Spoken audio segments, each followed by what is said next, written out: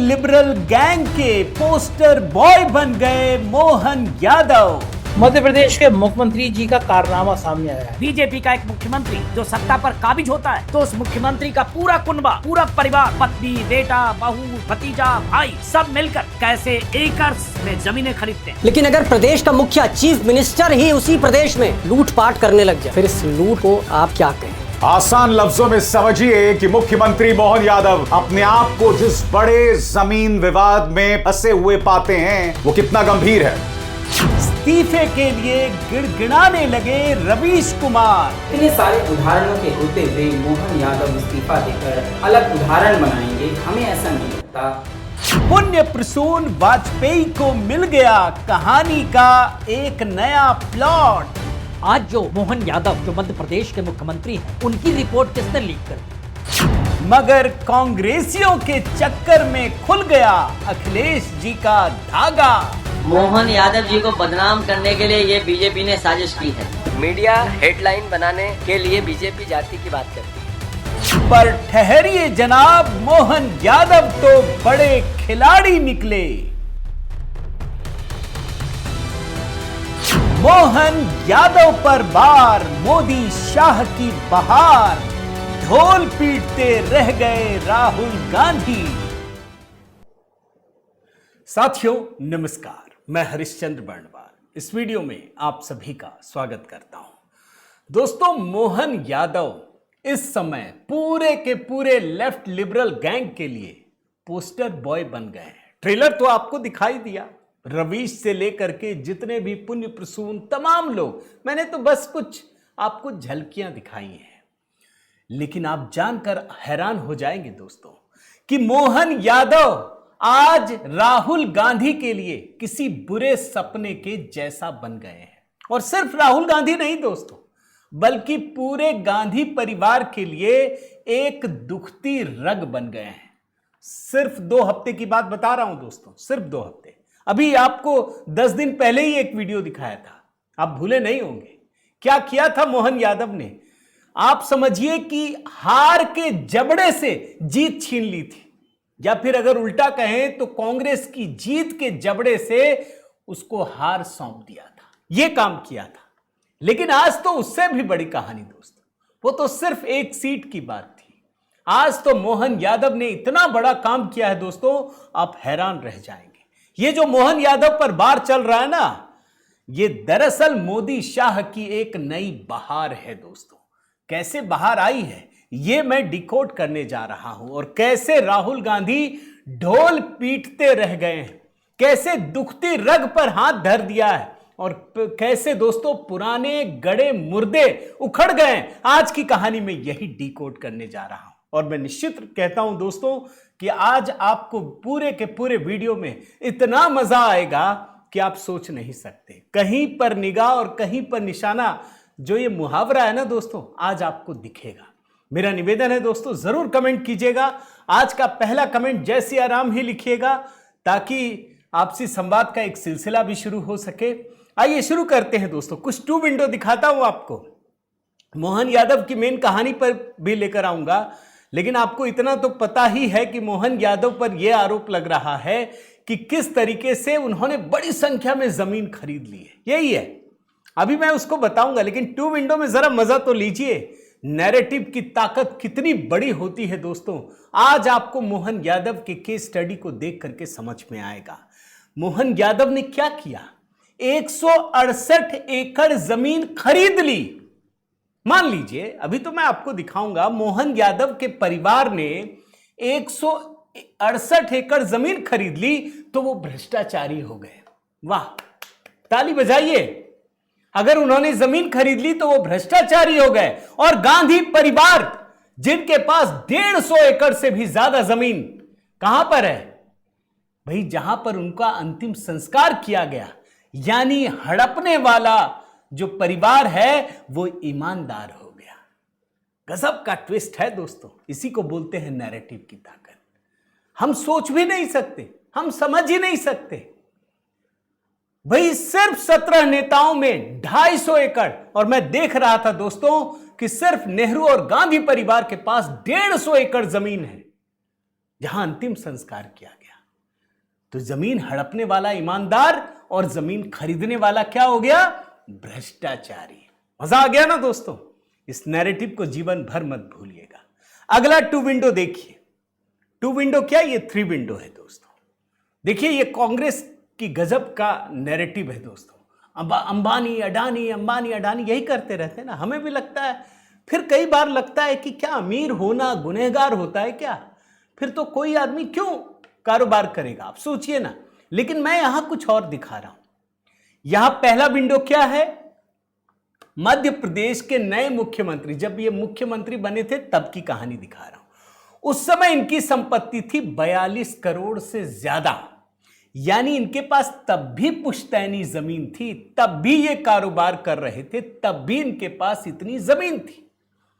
वो बेईमान हो गए। लेकिन जो डीके शिव कुमार हैं दोस्तों, जिनके पास 34 गुना अधिक संपत्ति है, 1413 करोड़ रुपए, वो ईमानदार है। मजा आ रहा है ना आपको? और मजे की बात यह भी है, किसी कर्नाटक में दोस्तों जब सिद्धारमैया मुख्यमंत्री थे ना, तो जमीन के घोटाले ऐसे निकल रहे थे, पता ही नहीं चल रहा था कहां कितनी जमीन हड़प ली है। और एक फैसला तो यह है दोस्तों कि मल्लिकार्जुन खड़गे को जमीन लौटानी पड़ी थी। तीसरी हेडलाइन यही दिखा रहा हूं आपको, यह बात ध्यान रखिएगा। मैं सिर्फ आपको भ्रष्टाचार का एक एंगल दिखा रहा हूं, कहानी दिखा रहा हूं। अगर मैं क्यों यह दिखा रहा हूं जानते हैं दोस्तों? क्योंकि मैंने देखा जो भारतीय जनता पार्टी को सपोर्ट करने वाले लोग हैं, वो भी मोहन यादव के खिलाफ लिख रहे हैं। मेरा दिमाग घूम गया। अच्छा, अभी तो मैं आपको वीडियो दिखा रहा हूं ना, आपको तो 3-4 कहानियां ऐसे दिखाऊंगा दोस्तों कि आपका सर घूम जाएगा। आप सोचने को विवश हो जाएंगे कि ईमानदारी को जब आप घुमा के परोसते हैं तो कैसे वो बेईमानी की शक्ल में नजर आने लगता है, जबकि ऐसा होता नहीं है दोस्तों। मैं एक और आंकड़ा दिखाता हूं, फिर खबर को एक एक करके मैं डिकोड करता हूं दोस्तों। ये ग्राफिक्स देख लीजिए। मैंने ये जानने की कोशिश की दोस्तों कि भारत का 10 सबसे अधिक अमीर मुख्यमंत्री कौन है। पहला नंबर कौन है? डीके शिव कुमार, कांग्रेस के हैं या भाजपा के हैं? दूसरे चंद्रबाबू नायडू, क्या भारतीय जनता पार्टी के हैं? एनडीए के सहयोगी हैं।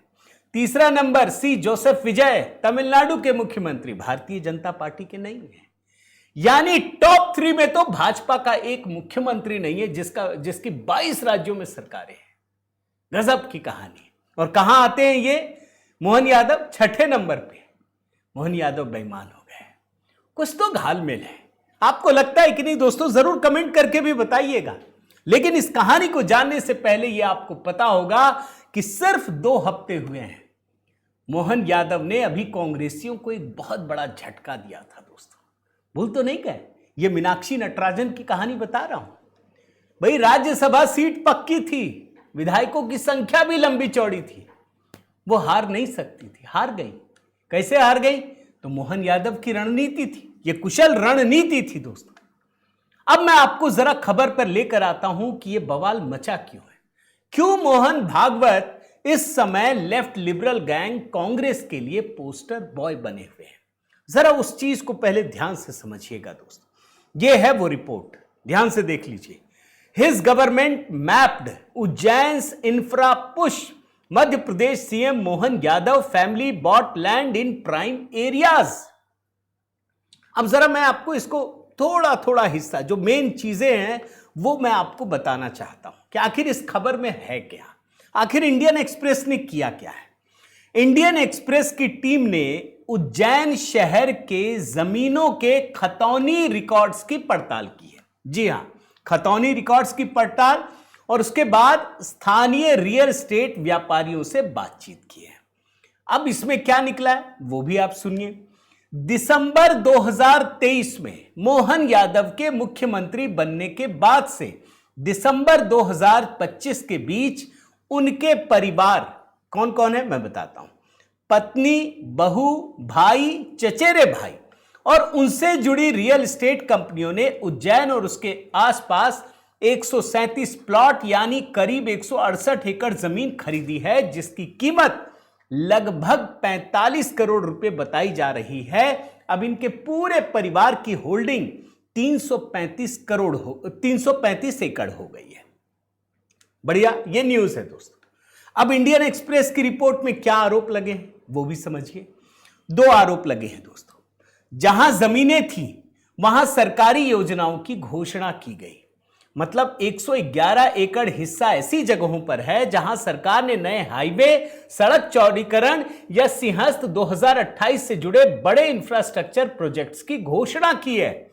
दूसरा, जहां जमीन खरीदी गई उन जगहों पर जमीन का उपयोग बदल दिया गया। 2 है, ध्यान दीजिएगा। जहां जमीनें थी वहां सरकारी योजनाओं की घोषणा की गई और जहां खरीदी गई वहां लैंड यूज बदल दिया गया। अब जरा मैं इसकी पड़ताल करता हूं, आपको समझाता हूं इसी रिपोर्ट के आधार पर जो इंडियन एक्सप्रेस ने बताया। इंडियन एक्सप्रेस की इस रिपोर्ट में दोस्तों कहीं भी यह नहीं लिखा है कि यह लेन देन गैर कानूनी है। ध्यान दीजिएगा, इस पूरी की पूरी रिपोर्ट में कहीं भी नहीं लिखा है दोस्तों कि ये जो लेन देन की गई है ये गैर कानूनी है या फिर अपने प्रभाव का इस्तेमाल करके औने पाने दाम में खरीद ली गई होगी। ये सब की सब जमीनें दोस्तों मार्केट रेट के अनुसार खरीदी या बेची गई हैं। अब इसी रिपोर्ट के आधार पर कांग्रेस पार्टी उछलने लगी, कहने लगी कि भैया ये तो भ्रष्टाचारी है, भ्रष्टाचार हो गया। लेकिन भ्रष्टाचार का आरोप है नहीं इसमें। ध्यान से समझिए, जिस रिपोर्ट के हवाले से कांग्रेस पार्टी ने इतना बढ़िया ग्राफिक्स बना दिया दोस्तों, उसमें कहीं पर भी भ्रष्टाचार की बात की नहीं गई है। मैं बाकी हिस्सों पर भी आता हूं, लेकिन एक ग्राफिक्स आपको जरूर दिखा देता हूं दोस्तों। जिस 153 एकड़ की बात बता रहा था ना गांधी परिवार में, क्योंकि कांग्रेस ने इतना बढ़िया ग्राफिक्स बनाया तो आपको दिखा देता हूं। यह ग्राफिक्स भी चल रहा है। क्या है दोस्तों, भाई गांधी परिवार के सदस्य नेहरू, इंदिरा, राजीव, सोनिया, राहुल, ये सब देख लीजिए। इन लोगों के पास 150 एकड़ से अधिक जमीनें हैं। कोई खरीदी नहीं गई है, ये हड़पी गई जमीनें हैं, जो भाजपा आरोप भी लगाती है। तो ये तो बड़े ईमानदार हो गए, और मोहन यादव के परिवार ने अगर जमीन खरीद ली तो वो तो बेईमान हो गए दोस्तों। लेकिन मजे की बात आपको बताऊं, हुआ क्या है। जब मोहन यादव पर यह इल्जाम लगाया गया ना दोस्तों, तो कांग्रेस पार्टी के खिलाफ, ध्यान से सुनिएगा, कोई और नहीं, उनके ही सबसे बड़े सहयोगी समाजवादी पार्टी उतर आई है। समाजवादी पार्टी में कौन? खुद अखिलेश यादव ने मोर्चा संभाला है दोस्तों। क्या कहते हैं अखिलेश यादव, वो भी सुनिए। वो कहते हैं अखिलेश यादव कि मोहन यादव को बदनाम करने के लिए भाजपा ने यह साजिश की है। अगर मोहन यादव पर यह आरोप है तो उत्तर प्रदेश के मुख्यमंत्री ने तो 300 से 600 एकड़ जमीन ली है। यह कोई नई बात नहीं है। उन्होंने, मोहन यादव पहले रियल एस्टेट का काम करते थे। आप ये क्यों भूल जाते हैं? बीजेपी मुख्यमंत्री बदलना चाहती है, इसलिए यह आरोप लगवा रही है। गजब की कहानी है ना दोस्तों, गजब की कहानी है। भाई मोहन यादव पे आरोप लग रहा है, आरोप लगाने वाली पार्टी कांग्रेस पार्टी है, और डिफेंड कौन कर रही है? समाजवादी पार्टी, अखिलेश यादव कर रहे हैं। और आप याद रखिएगा दोस्तों, अगला इस देश का सबसे बड़ा चुनाव जिन राज्यों में है उसमें सबसे बड़ा उत्तर प्रदेश है। यह मैं आपको बता रहा हूं। यानी कांग्रेस पार्टी और समाजवादी पार्टी के बीच एक बड़ी भिड़ंत शुरू हो चुकी है, सिर्फ मोहन यादव के नाम पर।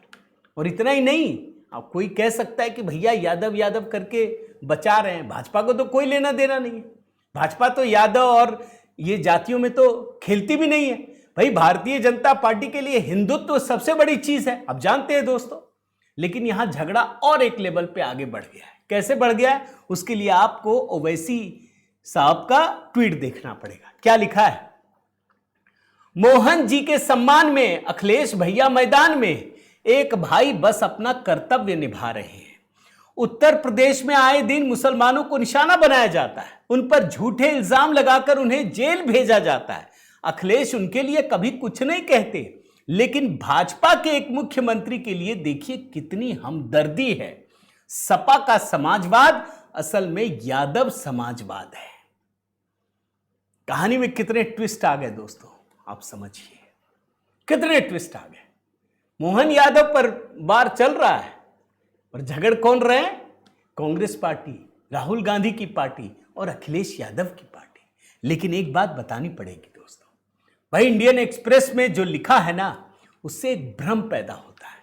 उस भ्रम को समझना जरूरी है। देखिए, अगर गलत है तो उसको सही मत बोलिए, ये तय है। चाहे कोई भी हो, चाहे मोहन यादव हो, कोई भी हो, कोई भारतीय जनता पार्टी का भी मुख्यमंत्री क्यों ना हो, डिफेंड करने का कोई अर्थ नहीं। और हम क्यों करें दोस्तों?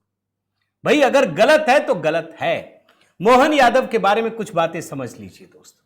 उनका परिवार सालों से रियल एस्टेट के कारोबार में है और मुख्यमंत्री का पद संभालने से पहले मुख्यमंत्री के पास, मोहन यादव के पास 17 एकड़ जमीन पैतृक या खरीदी हुई है। उनकी पत्नी के पास 10.6 एकड़ जमीन है। लेकिन मुख्यमंत्री बनने के बाद उन्होंने कोई जमीन नहीं खरीदी है। ध्यान रखिएगा। जी हां, उनके परिवार द्वारा संचालित जो कंपनी है सिद्धिविनायक, 73% हिस्सेदारी है। इनके पास 27.5 एकड़ है। अच्छा, जिन जमीनों की बात बता रहा हूं, ये तो पहले से चुनाव आयोग को दिया हुआ है। मैं जरा आपको ग्राफिक्स दिखाता हूं दोस्तों। ये देखिए क्या लिखा है। डॉक्टर मोहन यादव जी, भूमि एकड़ में नवंबर 2023 कितनी जमीनें थी? 17.967 एकड़। जून 2026 में कितना है? उतना ही है। 13/12/2022 के बाद कितना खरीदा? 13/12/2023, मतलब मुख्यमंत्री पद की शपथ ली, 0 एकड़। यानी मुख्यमंत्री बनने से पहले जितनी जमीन थी उतनी ही जमीन है। इनकी पत्नी में आइए, सीमा यादव, पहले भी 12.287 एकड़, बाद में भी 12.287 एकड़। कितना खरीदा मुख्यमंत्री बनने के बाद? 0। इनकी कंपनी में कितना खरीदा? 9.464 एकड़ और बेचा कितना? 12.123 एकड़। क्योंकि कंपनी यही काम ही करती है। और इसी तरीके से वैभव यादव, शालिनी यादव दोनों का है। वैभव यादव का 0 खरीद है, लेकिन शालिनी यादव का 10 एकड़ है दोस्तों। यह कहानी है। यानी मुख्यमंत्री की पत्नी ने जरा सी भी जमीन नहीं खरीदी, 0 एकड़। यह है कहानी। और इसीलिए मध्य प्रदेश भारतीय जनता पार्टी मोहन यादव के डिफेंस में जरा सी भी नहीं चूक रही है। उसने खुल करके बयान दिया दोस्तों और कहा कि जितनी जमीन तब थी आज भी है, सिर्फ कहानी को सनसनीखेज तरीके से प्रस्तुत किया गया है। मध्य प्रदेश भाजपा अध्यक्ष हेमंत खंडेलवाल की एक छोटी सी बाइट आपको सुनाता हूं दोस्तों, सुनिए। मुख्यमंत्री के द्वारा जो 2023 में जो नामांकन उन्होंने दाखिल किया था, उस स्थिति में उनके पास 17 एकड़ की जो जमीन थी, जो आज उसमें कुछ भी परिवर्तन नहीं हुआ। अब कुछ पॉइंट और ध्यान से सुनिए दोस्तों। कई सारे आरोप है ना, मैंने आरोप भी बता दिया, अब उसका जवाब सुनिए। इंडियन एक्सप्रेस की रिपोर्ट में एक आरोप है कि उन जगहों पर सरकारी परियोजनाएं शुरू की गई जहां परिवार की जमीनें थी। यह भी भ्रामक है दोस्तों। भाई उज्जैन 2035 का जो मास्टर प्लान है दोस्तों, उज्जैन 2035 मास्टर प्लान है। अरे इसकी शुरुआत तो तब हुई थी जब मोहन यादव तो मुख्यमंत्री भी नहीं थे। ये आज थोड़ी बनी हुई है, ये तो बहुत पहले से प्लान चल रहा है। और भारतीय जनता पार्टी की सरकार कोई थोड़ी ना 2-4 साल के लिए काम करती है। ये तो कांग्रेस की सरकारें 5 साल के बाद रिपीट नहीं होती। भाई जिसको पता है कि हम 20 साल, 25 साल, 30 साल रहेंगे, वो तो लंबे लंबे प्रोजेक्ट बनाती है ना। और इतना ही नहीं दोस्तों, ये जो मास्टर प्लान है उज्जैन 2035 का, इसमें कौन शामिल है? मास्टर प्लान बनाने में शासन के साथ अखाड़ा परिषद, विधायक सब 2022 से ही सक्रिय हैं। ये तो दिसंबर 2023 में मुख्यमंत्री बने। तो क्या सिर्फ मोहन यादव के लिए सब हो रहा होगा? एकदम कस दी होगी चाबी कि भैया आप हमको नहीं जानते। ऐसा होता है क्या? संभव ही नहीं है दोस्तों, इनको पता ही नहीं था। और यह बात जिस इंडियन एक्सप्रेस ने बताई है दोस्तों, उसी जनसत्ता की रिपोर्ट दिखा रहा हूं। भाई इनको भी पता है कि मोहन यादव सालों से इस व्यवसाय में लगे हुए हैं। ऐसा नहीं है कि यह बात अभी पता चल रही है। और ये तो खुलकर कहते थे, क्या हम मुख्यमंत्री बन गए तो हम ये व्यवसाय बंद कर दें? आप जरा सोचिए, कल्पना कीजिए दोस्तों, मैं आपको बताता हूं। भाई कोई सांसद, मंत्री, पायलट है, मंत्री रहते हुए वो विमान उड़ा ले तो बहुत मजा आता है। कोई डॉक्टर है, मंत्री बनने के बाद भी मरीजों का चेकअप कर ले तो बढ़िया है। लेकिन कोई अगर प्रॉपर्टी का खरीद बिक्री करता है, अगर वो मंत्री बनने के बाद कर ले तो वो गुनहगार हो गया। ऐसा होता है क्या? बिल्कुल गलत है दोस्त। और मैं तो आपको एक छोटा सा बयान दिखाता हूं, बहुत पहले का है ये। लल्लन टॉप के साथ इंटरव्यू में वो खुलकर कह चुके हैं कि भाई हम उस दौर से निकले जब कांग्रेस की सरकार थी, तब भी हम खरीद बिक्री करते थे क्योंकि साफ सुथरा काम करना था। सुन लीजिए। तो उस दौर से निकले जब टोटल कांग्रेस की सरकार रही, तो सरकारी ठेकेदारी कर नहीं सकते, सरकारी सप्लाई कर नहीं सकते, तो निजी तौर पर मकान बना करके बेचना, ये अपने मित्रों के साथ काम चालू किया, कुछ जमीन खरीद करके, क्योंकि अब साफ सुथरा काम करना है, तो धीरे धीरे अपनी जगह बनाने लगे।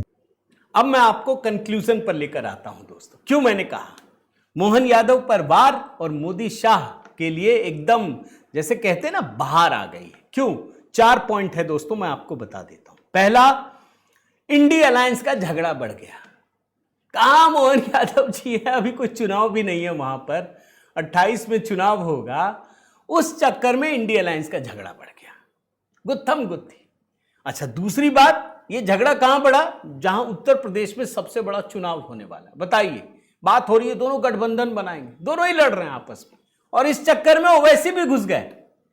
यहां तीसरी लड़ाई मुसलमानों की भी हो गई, और कांग्रेस ने तो दोस्तों सीधे सीधे अपने पैर पर कुल्हाड़ी मार ली है। आपको मैंने दिखाया कर्नाटक की कहानी, कैसे मल्लिकार्जुन खड़गे के ऊपर कितने इल्जाम लगे, वो फिर से आ गए सारे मामले।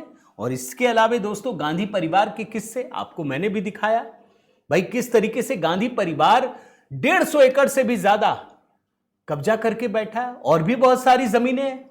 तो ये पूरी कहानी है दोस्तों। मैं तो एक ही बात कहूंगा कांग्रेसियों को, भैया मोहन यादव को मत छूना, ये तो कुछ ऐसी चीज है, वो जलता हुआ चिराग है, छूते ही जल जाते हैं। ऐसा करेंगे तो आगे फिर फंसेंगे, मेरा तो यही मानना है। बाकी आपकी राय क्या है दोस्तों, जरूर कमेंट कीजिएगा, बताइए आप क्या सोचते हैं। इस वीडियो को अधिक से अधिक लाइक कीजिएगा, शेयर कीजिएगा, कमेंट कीजिएगा। अगर आपने चैनल सब्सक्राइब नहीं किया है दोस्तों, जरूर कीजिए। बने रहिए, जुड़े रहिए। और हाँ, HB शॉर्ट्स में भी दोस्तों बहुत अच्छे अच्छे वीडियो संक्षिप्त में बनाता हूं, जरूर देखिएगा। बहुत बहुत धन्यवाद। जय सिया राम।